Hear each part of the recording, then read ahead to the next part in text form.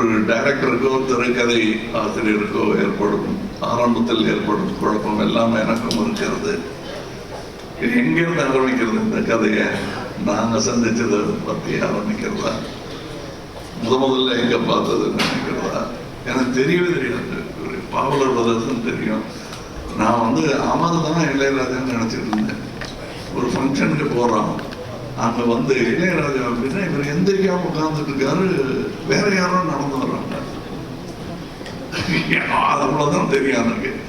அதற்கு பிறகு சார் நான் இந்த மாதிரி மியூசிக்கு ரசிகன் ஆரம்பிச்சு அது கொஞ்ச நாள் அண்ணன் ஆகி ஐயான் ஆகி அது வந்து இப்ப எல்லாரும் நினைச்சிட்டு இருக்காங்க குணாவுக்கும் அபிராமிக்கும் ஒரு காதல் பாட்டு போட்டு கொடுத்துருக்காருன்னு. இல்லை, அது எங்களுடைய காதல் பாட்டு. என் கண்மணிக்கு நான் எழுதிய கடிதம் அதுக்கு இசையமைச்சிட்டார். அற்புதமான விஷயம். எனக்கு டைரக்டருடைய இது பார்க்கும்போது பெரிய பிரம்மாண்டமான வேலையும் தான். ஆனால் இளையராஜா அவர்கள் எனக்கு பாடும்போது ஒரு சன்னியாச மந்திரம் பாட வேண்டிய நேரம் வந்தபோது ஒன்று பாடலாம் முயற்சி பண்ணாதீங்க, அதெல்லாம் வரும் அப்படின்னாரு. பாடலில் ஒரு பெரிய கிளாஸ் அன்னைக்கு எனக்கு கிடைத்தது. அது கவனம் பண்றது, எஸ்பிபி குரல்ல இருந்தா நல்லா இருக்குமான்னு ட்ரை பண்றது, அதெல்லாம் பண்ணாதீங்க. உங்களுக்குள்ள ஒண்ணு இருக்கு, அது கிடைச்சா போதும் அப்படின்னு சொன்னாங்க. அந்த மாதிரி ஈஸியா இருக்கணுங்கிறது தான் அவரே உங்களுக்கு கொடுக்க போறாரு அந்த அட்வைஸ். அதை நானும் சொல்லுகிறேன். ஈஸி. நிறைய பேர் அதைத்தான் தனுஷு சொன்னாரு, அந்த ப்ரெஷர் 1000 வரும், பட் நீங்க எப்படி அவரை பார்க்குறீங்களோ அப்படி எடுத்துங்க. ஏன்னா எடுக்கணும்னு எடுத்தா 8 பார்ட் எடுக்கலாம்.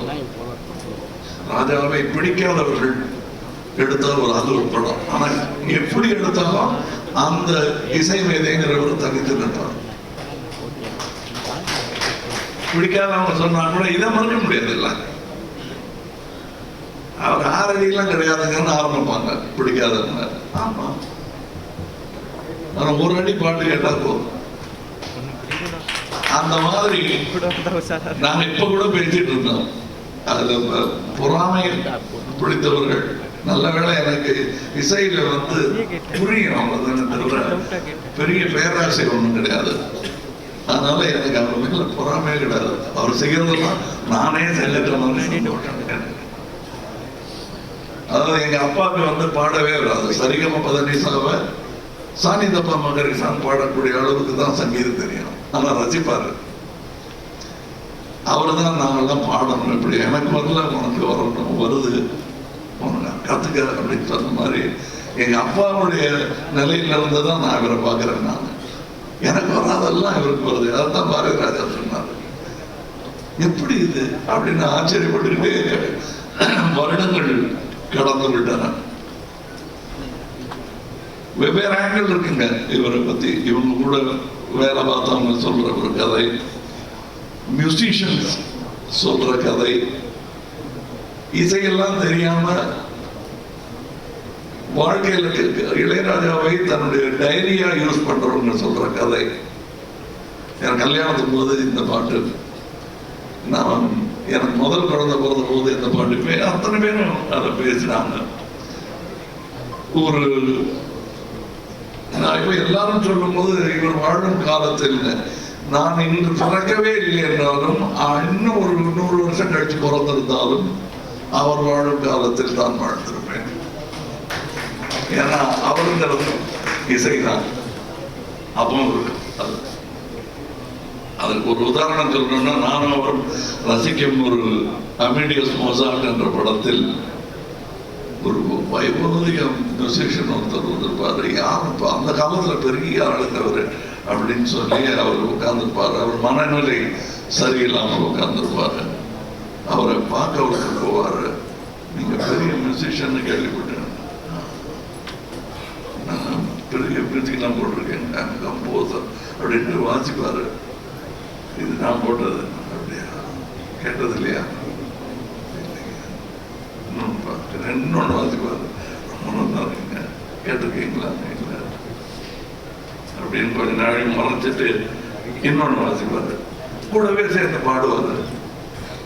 ஓ, இந்த பாட்டு நீங்க பண்ணதானா?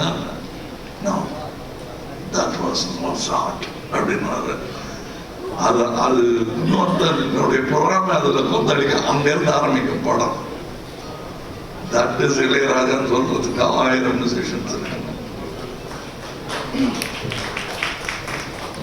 அந்த மாதிரி எனக்கு இப்ப நான் தான் சொன்னேன், சாயங்காலம் ஒரு ஃபங்க்ஷன் இருக்கு, எல்லாரும் மனம் விட்டு பேசினா நீங்க நேரம் இங்க இருந்து அங்கதான் வர வேண்டியிருக்கும் அப்படின்னு சொன்னேன். Once again to the director நான் சொல்றது, உங்கள் பார்வையில் உங்களுக்கு சொல்லணும்னு தோன்ற அந்த நிஜத்தை சொல்லுங்கள். பிரஷர் எடுத்துக்காதீங்க. ஏன்னா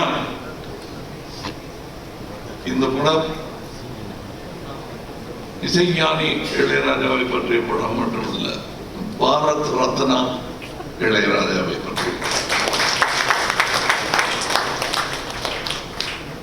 இது வாழ்த்துல டிமாண்ட், எங்களுடைய டிமாண்ட்.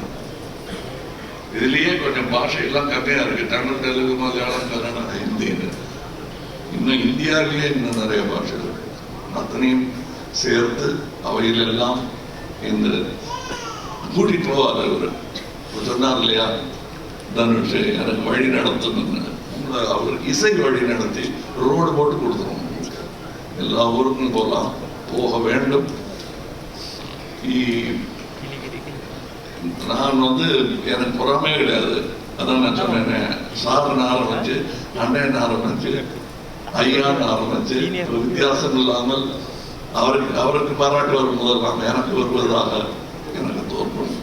அப்படிப்பட்ட ஒரு பாராட்டு விழாவாக தான் நான் இதை எடுத்துக்கொள்கிறேன். இதில் இன்னும் நிறைய சொல்வதற்கான விஷயங்கள் எனக்கு இருக்கிறது.